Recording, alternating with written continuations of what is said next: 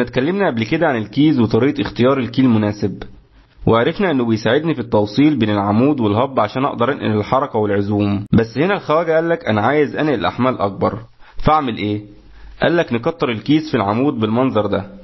بس هنا الكيز جزء من العمود، والعمود هنا بنقول عليه السبلاين شافت. طيب هتقولي ليه ما نستخدمش النوع ده في كل شغلنا طالما شغال في احمال عالية؟ هقولك اولا تصنيعه صعب، ثانيا ثمنه غالي، فهتلاقي نظام الخوابير هو الاكثر انتشار. وفي الفيديو ده هنعرف ازاي نعمل سيلكشن للسبلاين شافت. عشان نختار النوع المناسب لازم ناخد بالنا من كذا عامل، زي طبيعة الحمل وسرعة الدوران والماتيريال اللي متصنع منها السبلاين شافت.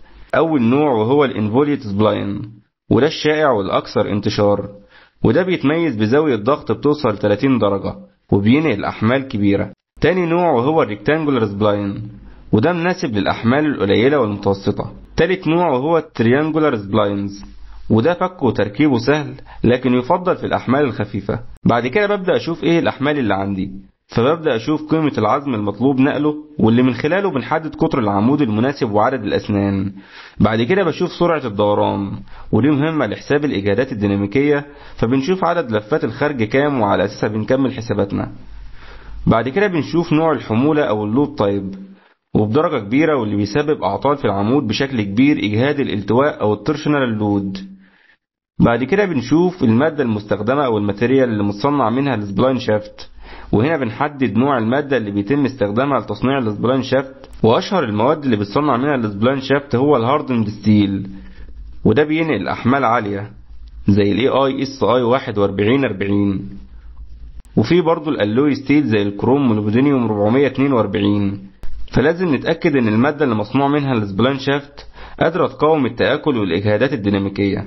بعد كده بنحسب أقصى عزم مسموح بيه للسبلاين شافت من خلال المعادلة اللي بتقول ان العزم بيساوي باي على 16 في الألوبل شير ستريس، واللي عادة بيكون 300 ميجا باسكال الهاردند ستيل. بعد كده بنضرب في قطر العمود أس 3، وبنستخدم القانون ده عشان نطلع القطر المناسب زي ما هنشوف بعدين. بعد كده بنحدد عدد أسنان العمود. نقدر نحدد عدد الأسنان حسب القطر اللي طلعته، ومن خلال المواصفات القياسية زي الدن 54-80، واللي بيوفر لك عدد الأسنان المناسبة حسب القطر بتاع العمود. بعد كده بنحدد طول السنة، واللي عادة ليه حسبة، واللي بتقول ان طول السنة بيساوي 1.5 في قطر العمود أو ضعف قطر العمود. وبعد كده بنستخدم الكتالوجات عشان نختار منها النوع اللي حددناه بناء على الحسابات اللي عملناها.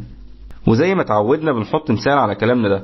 فلو افترضنا ان عندي خارج جير بوكس عايز اوصله بسبلاين شافت، والجير بوكس ده بينقل عزم مقداره 2000 نيوتن في متر، وعدد لفات 1500 لفة في الدقيقة. وهنفترض كالعادة ان ماتيريال العمود زي ما هو شائع من هاردند ستيل 4140. اول حاجة هنحسب القطر المناسب اللي هيقدر ينقل عزم 2000 نيوتن في متر من قانون العزم زي ما قلنا. فالقطر هيساوي 2000 في 16 على باي في 300 في 10 أس 6، وكل ده تحت جذر أس 3. هيطلع معانا القطر بيساوي 43 ملم.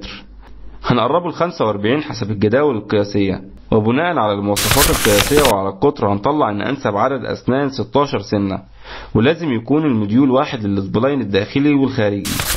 وعشان نجيب الطول هنضرب 1.5 في قطر العمود هيساوي 67.5، وهنقربه للرقم الصحيح هيطلع معانا 68 ملم.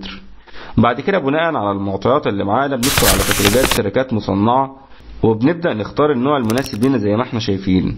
وهنلاقي برضو المصنعين بيسهلوا علينا في حاجات كتير، وبيقول لك انت هتنقل العزم كام، وبالتالي احنا بنوفر لك النوع كذا بعدد اسنان كذا، ودي حاجة بيوفرها لك المصنع بشكل مجاني.